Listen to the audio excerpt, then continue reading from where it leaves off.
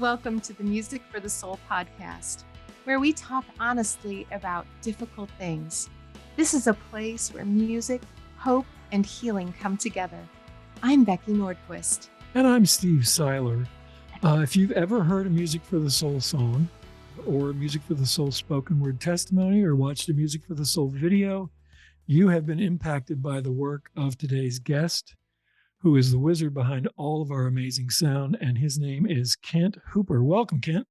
Hey, good to hear y'all. Thank you so much. Kent, and yes, we call you the wizard because you do amazing things in the studio. And I like to be behind curtains, so that works out. This is true. We even bought him a wizard hat to show him how wizardy we think he is. Well, let's, if we can, Kent, let's go into the Wayback Machine. Would love to know when you first became interested in music. I grew up in a real musical family. My dad was a singer. My mom was a music major and a piano teacher. And all of her students came to the house. So it just kind of always was in the Hooper household. So I started playing piano at 4, and then I picked up trumpet at some point and kind of gave piano up and then came back and blah, blah, blah, blah, blah. So musical family. There's the short answer. So did you want to take piano or did you have to take piano? I was interested in it, but it didn't last long taking from your mother. That's not a great recipe. I think when I was really young, it was fine. And then that's a really great question. I don't remember when I stopped, but I would probably say when I started playing at 3 or 4, I would be willing to guess by 7 or 8 that ship had left the port. For sure.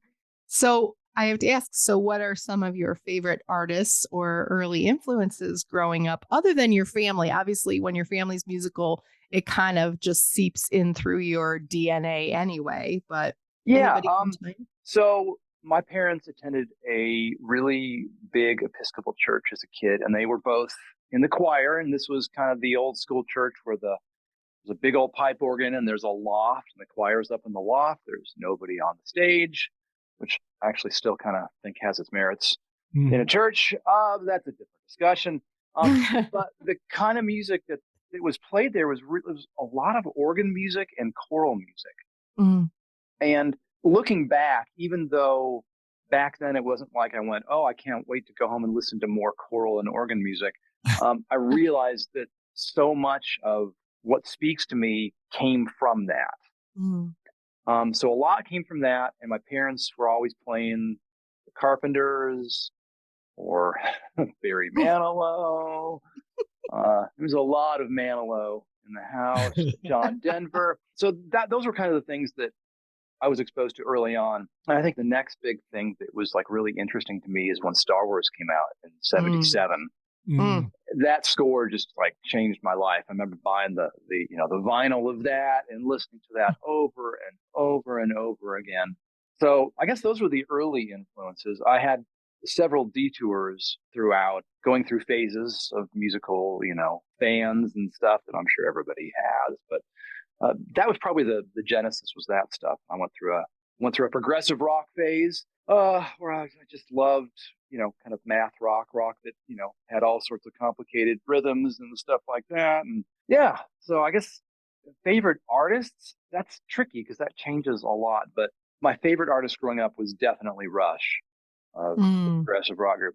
By far, I think I've seen them live more than anybody else. And then I got into the, Genesis and Yes and Emerson, Lake and Palmer, and went through that phase. And then when the 80s showed up, got into Toto and a lot of English groups. Peter Gabriel is probably still my all-time favorite artist, I would say. I like pretty much everything. Don't love rap, even though I respect it, but I kind of like listening to everything else. You know what, Kent, I hear in your answer, the common thread is excellence. I've always said from a taste perspective, I may prefer to listen to a certain style or a certain type of artist, but my standard is always, is it excellent? I mean, you might be a rocker, but you could still acknowledge that the Carpenters have great arrangements, that Karen's voice is amazing. Oh, yeah, 100%. The songs are strong, for example, and you could say that about each of the artists that you mentioned. They all have their audiences that love them, but all of those are excellent. And especially when you talk about the influence of classical music and hymnody in the church, I mean, that's a high bar. So, once you start surrounding yourself with excellence, I always encourage people whenever I teach songwriting classes, don't just listen in a narrow lane. Listen to all the excellent things you can find, because you learn from everything, you're inspired by everything, and then your own style becomes kind of a hybrid of all the different things you've experienced. Mm-hmm. Absolutely. And it was interesting hearing you talk about the math thing, because that doesn't surprise me at all. You're the only person I've ever met who loves to read manuals. Yeah. As a kid, that was kind of my escape. I'd be sitting up there in the choir loft, and usually I wasn't happy to be up there. But I would bring the Sears catalog or something like that. And then when I got older and there was, gadgets in my life, I would bring the manuals for that stuff. But yeah, I think I really love learning. I love learning on my own. I don't know if it's just getting older, but like sitting down for long periods of time, like I lose it. I can't do that anymore. But like if I'm searching out some knowledge or trying to learn something, like nothing is more fun for me than that. What's always been fascinating to me is the way that you're so musical, and yet you are so such a gearhead. I guess, I don't know. There's probably some better term for it than that. But I have never been able to master understanding the intricacies of the electronics. And my dad was an electrician, so what's up with that? But that's wild. But you seem equally at home in both of those areas. Yeah, I'm pretty much, I always forget which half of the brain is which, but I'm pretty evenly split. I think just getting exposed to music so early and just all the time can't help but have an impact on you. And my dad worked for a company called Hewlett Packard, and I grew up in Silicon Valley, right in the middle of that revolution. In the same school district as Steve Jobs. So our schools had like Apple II computers before anybody else did because of that connection. So, I would say the tech thing just, I don't know, was it genetic? Maybe, but I love what I get to do because it's the perfect balance of the two parts of me, which is music, creativity, and nerd stuff. That's awesome. That's awesome. So what age would you say you were when you started to make the shift into becoming like mainly interested in being an engineer? I didn't even know that was a thing. So you have to go back in the Wayback Machine to remember how music was made when I was coming up. It's so different now. Like, every phone we have is a studio. Every computer you buy comes with software. Yeah. So it's you don't have to seek it out. It's just there. But growing up, like, I didn't even know engineering was a thing. They had these cassette 4-track machines that were somewhat affordable. I had a paper route, so I actually made decent money as a kid. So I was able to buy some stuff. And I remember buying my first 4-track, and it's like, oh, okay. And it was just get to have a musical idea, and then you can record it. And then you can record another one on top of it. And that whole process was great. I didn't think ever consciously about what careers were commercially available in that world. Had no idea. I ended up going to a college in California that was one of the very few places in the U.S. that had a recording degree. It was a full music degree, so you had to do ear training and history and all that stuff, but there was an option in recording. And at the time, I think they had one, and obviously Berklee College of Music in Boston had been around forever. And ironically, MTSU in Tennessee, not far from where I live now, was another big one, but there wasn't many. And in California, that was kind of the option. So I went there just because that was my passion. And even going there, it wasn't like, hey, I'm going to come out of college with this degree and then I'll be an engineer. It was that, oh, well, this is what I love, so I should just run to it. Do you remember the first time that you were able to be in a recording session with an artist or a band, and what that felt like? Oh, yeah. I mean, back in high school, I played in all sorts of garage bands, and we would pool our money together and go to some local studio and record. But, that was, even back then, that was like I was in heaven, just getting to be around all that stuff. But my first session, I remember like it was yesterday. I had just moved to town. It was 97. And it was a Christian artist named Greg Long.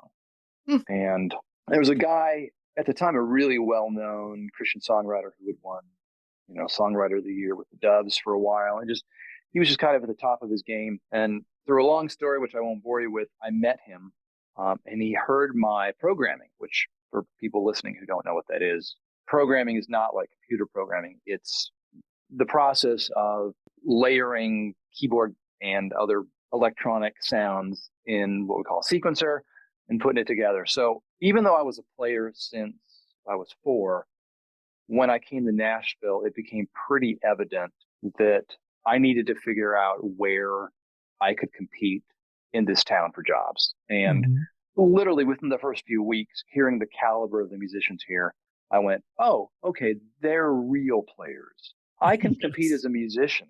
And I knew that. I knew I had good musical chops. I knew I had good instincts, pretty good musical language just from all the piano playing and trumpet playing and everything I'd done. It gives me a pretty good skill set. But I learned pretty quickly that I could not compete as a pure player like session players do. I don't think people realize in Nashville where the bar is for players.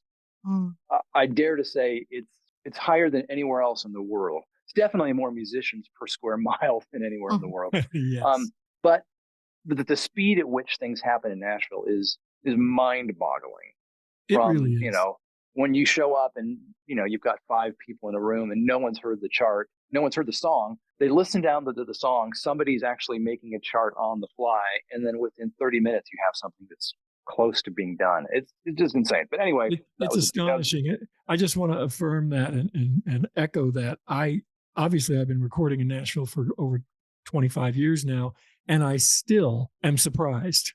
Yeah. Oh, I am too. No, you catch yourself every once in a while getting impatient when something isn't going like speed of light, or and you're like, oh, right. Hold on now. Hold on. No. I mean, I know I've just been mesmerized because I'm the newbie in the bunch here, but I've always been just astonished at the caliber of like background vocal singers. They are incredible. I mean, they are amazing artists in and of themselves, and yet their ability to just come up with the most moving and emotional sounds, and oh my gosh, it comes out like organically too, and it's just an incredible process to watch. Yeah, it's ridiculous. And I liken when you say, Kent, that sometimes you get impatient. It's like getting impatient with a microwave. Wait a minute, right. This is going to make my dinner in 2 minutes. I need to calm down, right? Yeah. Well, truthfully, that doesn't happen much to me. I'm saying that when I do catch myself getting a little impatient, I'm like, no. Yeah. Relax. No, it's most of the time I'm just humbled and grateful I get to call these guys my friends and get to work with them. But this is a long answer to your question, and I'll try to wrap it up here. I came to town, and this guy, Don Cook, heard some of my programming and said, hey, I think you could make a go of that in Nashville. So I had one of those pretty rare moments in my life where I felt really clearly God talking to me. It doesn't happen often. Usually it's more that still small voice, but I heard it and went, let me see. At the time I was about to get married, and I was working for Yamaha doing sound design for them. So I was creating new sounds for their keyboards or demos for their keyboards. I was doing a lot of that. And my fiance at the time, we had it all planned out. We were going to move down to Southern California and keep pursuing that job because it was a great contract gig. And anyway, ended up having that moment where I felt like I need to move to Nashville, and I'd never been. It was really weird. So anyway, came to town, and this guy Don was just so generous about plugging me in. So he invited me to come play keyboards on a session for Greg Long at the Bennett House, which was a real popular studio back then. And the engineer was a guy named Tom Lonnie. Jerry McPherson was playing guitar, who is like a legend. Like, his credit list is so long, it's disgusting. And Jimmy Lee Sloat was playing bass. And Don invited me to come set up and play on a couple of these tunes. And within the first downbeat, I was just like, oh gosh, what have I done? Like, this is not right. These guys are so just mind-blowingly good. But fortunately, the stuff Don had me play was, pads and real easy things. But I remember that day like it was yesterday. I remember conversations I had. I remember walking in the door. I remember what my keyboard rig was, like all of those things. scared the snot out of me in a good way. But it was that helped me kind of realize that for me to make a go of it in Nashville would be leaning on my overall musician sense more than my playing sense. Mm-hmm. And at that point, I had no idea or intent to be an engineer. I mean, what I wanted to do was produce and play, and then playing went away. So I went, okay, I can produce and program. It wasn't until 2 years later that the engineering thing happened. You know, when we talk about engineering, I'm reminded when I was 19, I became acquainted with a producer named Bones Howe, who did That's a great name. Yeah, he did the right. He did the Fifth Dimension. He recorded the Elvis Live project, the Association. He was a pretty big deal at the time, and my mom had met him when she worked at United Western Recording in Hollywood. Anyway, he started letting me hang around with him, and I remember one day he walked in, and I was standing in front of the engineering board. Nobody else was there yet, and I was just looking down at it. He walked in and he said, "What do you think, Steve? Will it fly?" and that's about how much sense it made to me then, and has really always made to me. You know, which gives me a great segue. I have leaned on you so heavily through the years, Kent, in so many ways. You have been at the heart and soul of Music for the Soul. And I know Bill Withers is a part of your story. So when I think of leaning on you, I would love for you to share with our audience when and how the two of you got together. Yeah. So when I went off to college, again, recording was not, this is where I wish I was Steve Seiler with words, omnipresent. How's that? Ubiquitous? I don't know. Both good. Both good choices. Yeah. Find a good 4-syllable word and just and edit roll it, with Steve. Yeah, go. Be confident. Be confident with it. Yeah. And I went into the college having experience with programming and sequencing, which was pretty rare back then. And so my teachers pretty quickly saw that I had some skill sets that not everybody came to the table with. And I'd say after a couple years there, my recording professor, a guy named Keith Stepanen, used to be an engineer in LA and worked with Bill Withers on the last record he ever made. And Keith thought that I would be a good resource for Bill to actually teach him how to use computers to make music as opposed to hardware sequencers, which was all there was back then. There was, a Lin 9000 or the MPC 60. Those were the big guys. And Keith thought that I'd be helpful to Bill to teach him how to use computers and programming and sequencing. So I went down and I lived at Bill's guest house for a week. I had no idea who he was. Like, truthfully, no idea that he was one of the biggest songwriters of all times, a living legend. And it's a good thing I didn't know that, because I probably would have been, to me, I just met him. He's like, he's this older guy. He's pretty cool and he's pretty wise. And okay. But not very tech savvy. So I would spend a week down there, and we got on really well. And I did that another dozen times, and we just became friends. I think he was going through some stuff with his kid at the time, who was younger than me, but still closer to me than him. And we ended up connecting on some of that stuff, just talking about life and his kid. So we became friends. He would come out and spend a week with me and my wife back in 2001 in Nashville, hanging out with me and my friends. And it was pretty cool. And I got an email from him 2 weeks before he passed. So yeah, he's a great guy, and learned a lot about life from him. Maybe more than anybody in my life. That's wonderful. My dad used to say, they're just people, Steve. Whenever I was intimidated with the idea of meeting somebody, that's what he would always say. Yeah. They're just people. And, that's what I hear you saying. And what a gift that you didn't know who he was. So you didn't have the opportunity to be intimidated. You could just be his friend. Yeah, absolutely. Everything out of his mouth was poetry. Like, you just wanted to be sitting there with a notepad, just writing these things down, because it was all wisdom. Wow, that's a gift. That is a real gift to have friends like that. And I can certainly relate with that whole thing of not knowing who's worked with who. I remember walking into your studio and then seeing all these things on the wall. I'm like, oh my goodness, he's really worked with some incredible people that I've admired for a long time. But you were a California guy, but when did you end up in Nashville? 97. And how did you get there? 97. In California, I opened up a little studio, a little production studio inside a bigger studio up in Chico, California, which is where I went to college and lived for a few years after I graduated, and did a lot of indie records up there, which was a great time to learn, and it was some good years. But I had written a bunch of songs with these two girls, Christian things. And my knowledge of Christian music was three. I knew Michael W. Smith, and I knew Amy Grant, and I knew Stephen Curtis Chapman. And I literally knew nothing outside of that. Didn't listen to Christian music other than Michael W. Smith growing up. So they had written these songs, and they wanted to enter their songs in a songwriting competition in a Christian music event. And all the songwriters had to be present for that to happen. And I'm like, I'm getting married in a few weeks. I'm not spending money to go. We're not doing this. And they said, we'll pay for you. I'm like, let's go.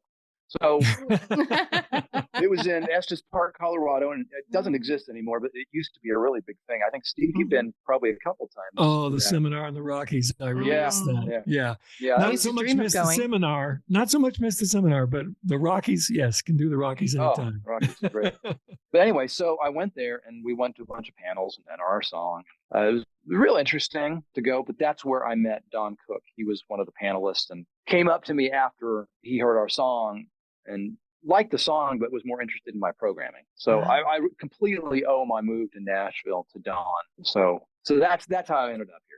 And like I said, I had that moment of sitting on a park bench in Estes Park and felt like I'm supposed to move to Nashville. So I picked up the phone and I called my wife, who's from Southern California, and I was excited to get back to be around her friends.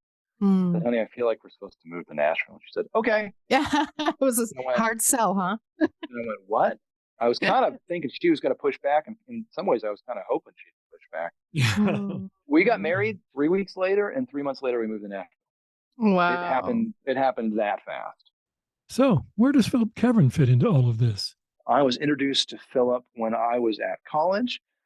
And while I was at college, my teacher had previously worked with Philip and recommended me to Philip to teach Philip how to use computers and music, which is such a funny thing to say because it's like that's the only way music's made, right? Right, but back then, which would have been 1992, I think, Philip was using these outboard things called sequencers in order to make music. It was incredibly cumbersome, and at the time, or when he first got it, it was revolutionary. But Philip was still using it. It was like he was still using a rickshaw when cars were already invented. So I went down and spent a week with him and taught him how to use computer. I taught him how to use America Online, and we went to CompUSA, and he bought his first computer, and that began kind of our friendship. And eventually, Philip actually took me over to Yamaha, where he was working, and introduced me, and got me a job at Yamaha.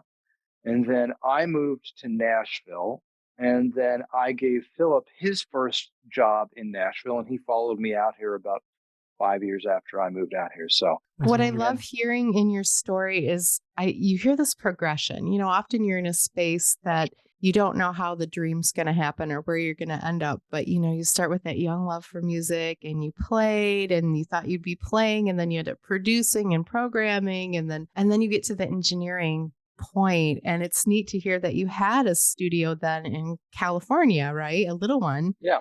Yep. So all those steps, did that help to morph your philosophy as a studio owner? Or, what is your philosophy as a studio owner? I don't know that I have a philosophy other than just try to do great work. And, if I would to look at my career right now compared to when I moved here, there's no way I would have any idea that I'd be here, right? So the engineering thing happened out of a complete accident. I had programmed a demo for somebody.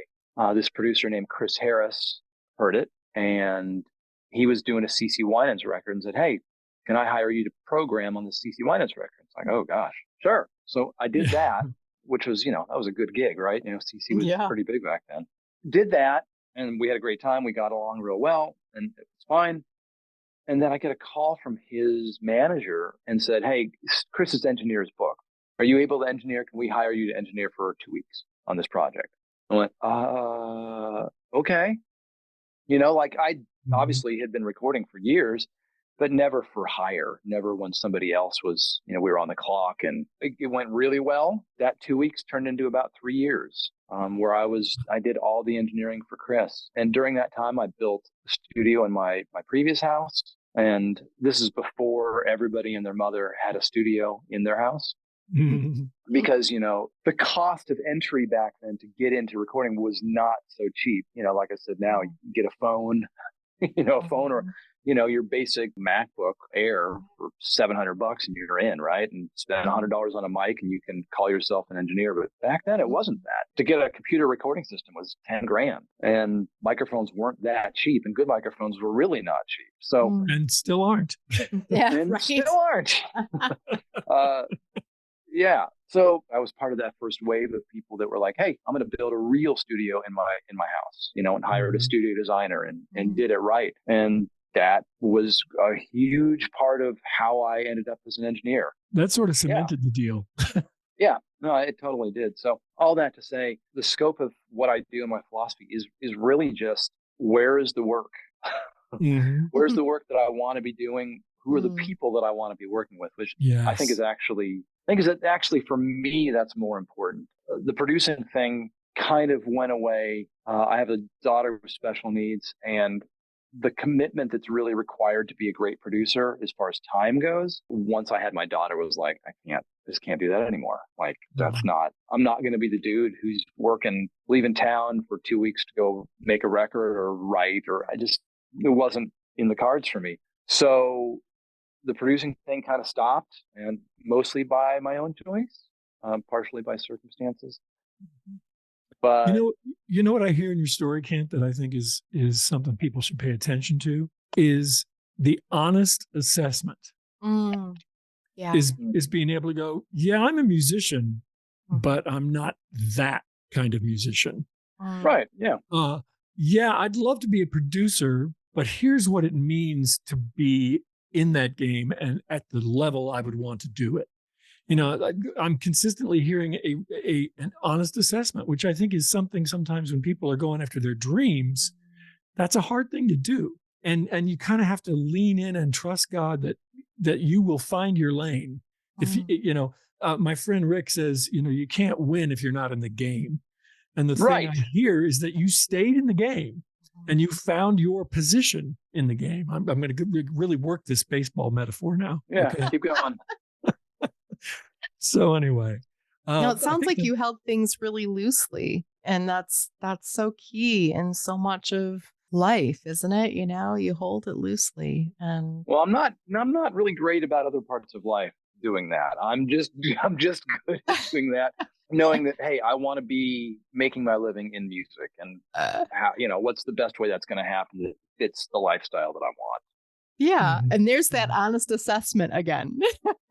I tell young, I love, one of my favorite things to do now is at least spend some time with some of the new generation, and whoever's willing to listen, who wants to learn something, I'm happy to give whenever I've got. But I tell them, like, success is being able to afford and have the lifestyle that you want, right? So, like, if you're somebody that's completely happy living in an apartment and never owning one and traveling a lot, then find the profession that can accomplish that. And within music especially, I always use the analogy, like, there's a lot of actors who you don't know their names, right? Like, everybody knows Tom Cruise, Denzel, and all. We all know that, right? Just by first name. But there's a whole lot of people that are acting in Lifetime movies that are probably making a pretty great living doing what they want to do, but they may not have the notoriety. It's like, but that life or that amount of work may be all they need. And so I don't care if I'm working on stuff that's huge or I'm in the spotlight. I care that I can make enough money to have the quality of life that I want to have. Kent, Tony and I talk about this a lot. Would you rather have the lady who wrote The Rose, her very first song was The Rose. Right. So out of the gate, boom, everybody knows who you are. Everybody knows your work. And Tony and I have talked about that. Would you rather have one skyrocket moment, one song that is the song that you write? Or would you rather be the guy who writes 100 songs a year and gets to do it for 20 or 30 years because that's what you do and you're able to make a living at it? And the fact that almost nobody knows who you are is actually sort of a good thing, because you can go to a restaurant and nobody wants your autograph, and you know what I mean? But you get to do what you love to do and be around people you want to work with. So I'm the turtle, man. I'm absolutely the turtle, and I love it. Like, I still wake up every Monday morning excited to come down and go to work. Like, that's amazing. That should be everybody's goal. In Nashville, a lot of us professionals talk about the triangle, right? So you've got on one end of the triangle, you've got great art. And then the other part of the triangle, you've got great money. And then the last one is great people. Like, if you get two out of three of those, like, you're winning. So you'll work on a project that's musically like ridiculous with great people if the money stinks. Sure, you'll work with great people and great money if the music stinks. Okay, cool. Like, you can. Getting all three is rare. Right? So if you get 2 out of 3, so I guess I've kind of aimed for that. I want to work with great people. And I want to be paid well. And if I get to work on some really great art along the way, awesome. But you know what? I'm okay if I'm just serving an independent artist, or I'm serving a church and the music is not groundbreaking, should I say. You know, I think there's a book there called The 67%. Interesting. Are you saying that there is one, or there should be? I'm saying there should be. Oh, you should write it. There you go. Somebody else should write it, but there should be a book. So if you're out there listening and you're an author and you need an idea, there you go. That's actually a really good idea. Yeah. It is. You should run with that, Steve. Yeah. I got nothing else to do. With all your you time. have nothing else to do. Spare time, right? Yeah, exactly. We've got too much ground to cover to fit it all into one episode. Can you stick around and do another half hour with us? Sure. Great.